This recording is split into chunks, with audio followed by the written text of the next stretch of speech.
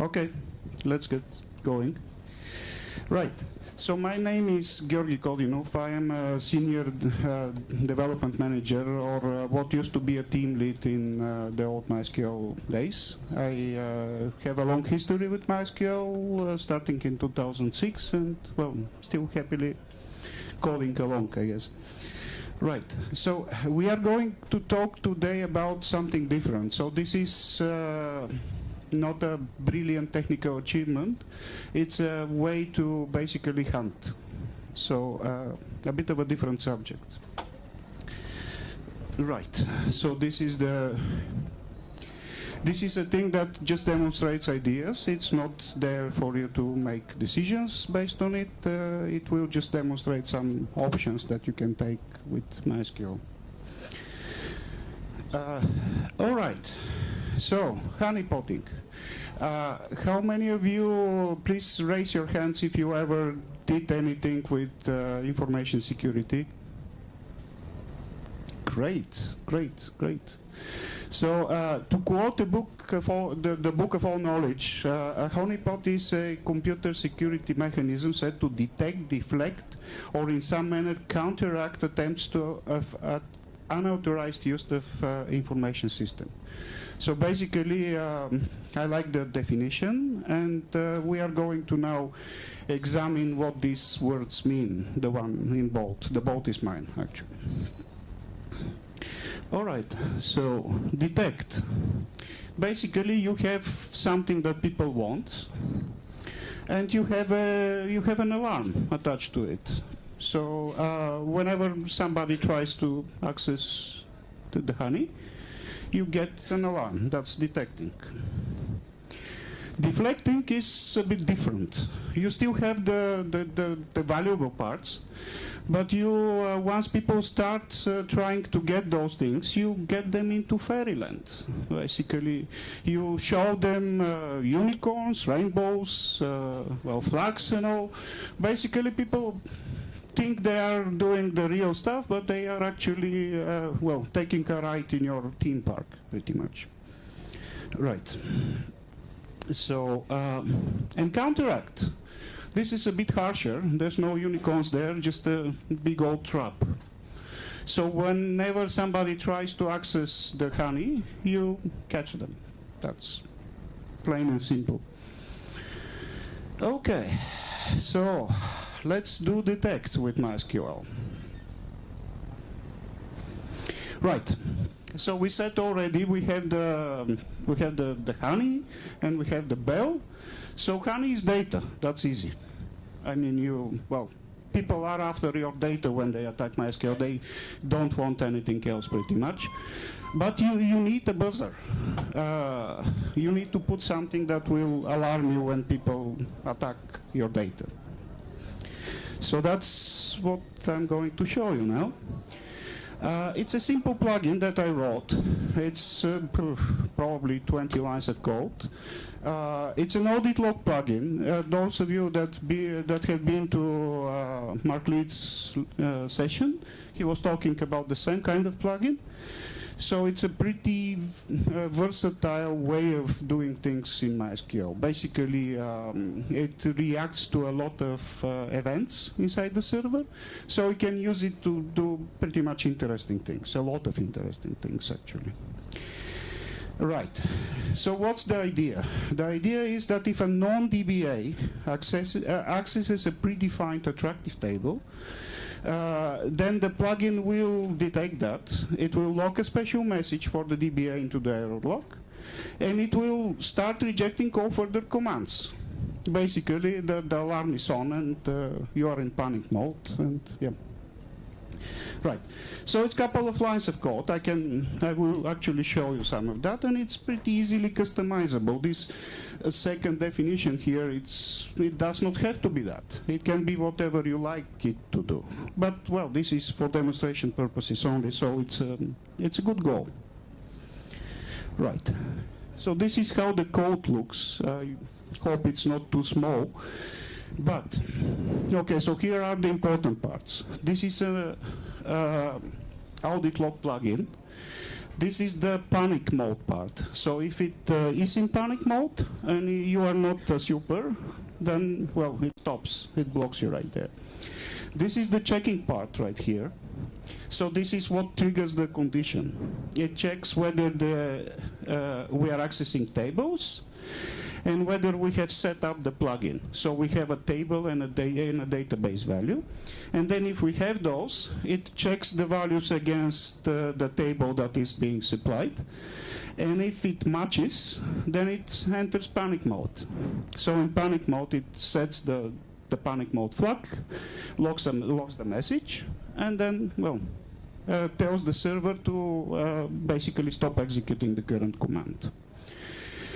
Right, so this is the code. It's on GitHub. You can, well, play with it as much as you like. So how do you compile it? You take the GitHub repository, put it in, take a MySQL source distribution or a Git tree. You can just clone the MySQL source from there.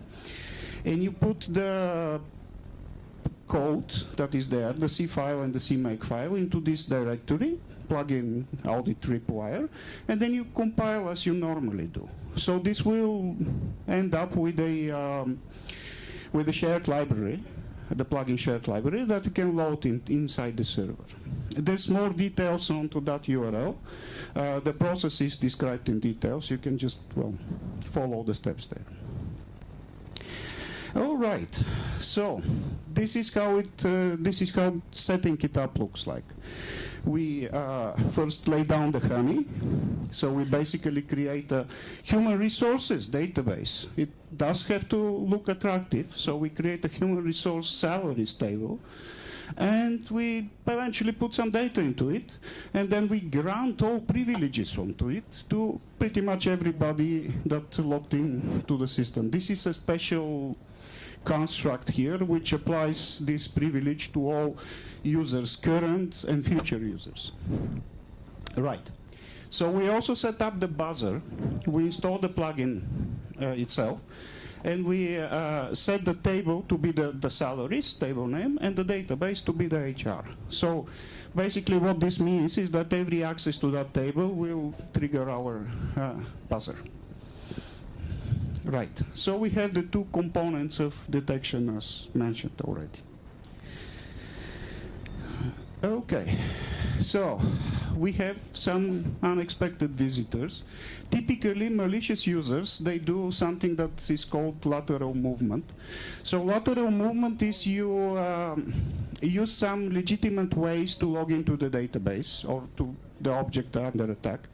And then you start trying to see what else can you do aside from the privileges that you know you have. So this is called lateral movement because you kind of move sideways and try to realize what is there. Okay, so the user starts with the lateral movement by showing all databases. They want to see what databases they have access to. And they say, oh, okay, HR, that's interesting. Right, so they switch to HR and they try to show the tables in it. That's also fine. I mean, there is a salary table and it works. And there's no access to the salary table just yet, so, well, it works. Okay, show create table. That works too. And it sounds attractive. There is a salary column. So, okay, great, even better. Now, we have everything. The user has detected some valuable data, according to him, to extract. So they start with the extraction. They start with the select from salaries. And what they get is this error here. That's our plugin kicking in. And then every subsequent command that they enter is also aborted because the plugin has entered panic mode. So basically all commands by non-DBAs will end up like that. And you also get this buzzer inside your error log. You get a warning saying, okay, somebody's accessing the honeypot. Time to act. There is a connection ID here, which should give you an idea of which connection this came from. Of course, this is just for demonstration purposes. You can print all kinds of information there. It's available. Just wanted to be short. Right. So that's our buzzer kicking in.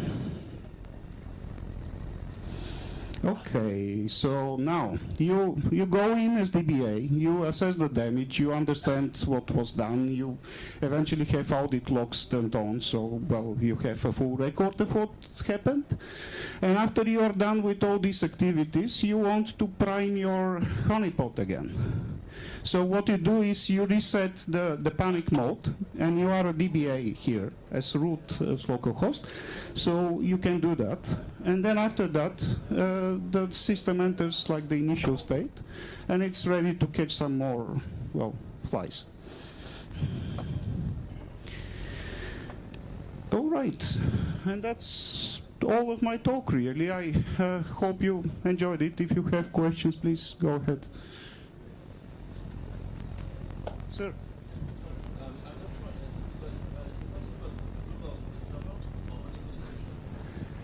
Okay, so the question is whether the panic mode is global for the server or for this session only. Right, so right now, the way this plugin is created, it is global for all the sessions in the server, because the audit API event would fire for all the commands by all sessions, future and current. You can do it differently. You can do it per session. You can do it in all other ways. It's all there, but you need to put some more work. More questions? On the back.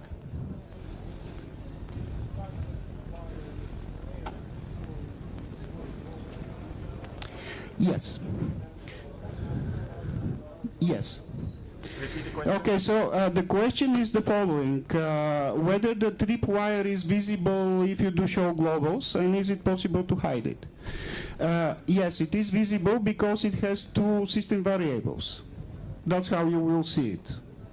If you want to hide that, then you just need to configure your tripwire in a different way, not through system variables, like, well, read a configuration file or whatever. More questions?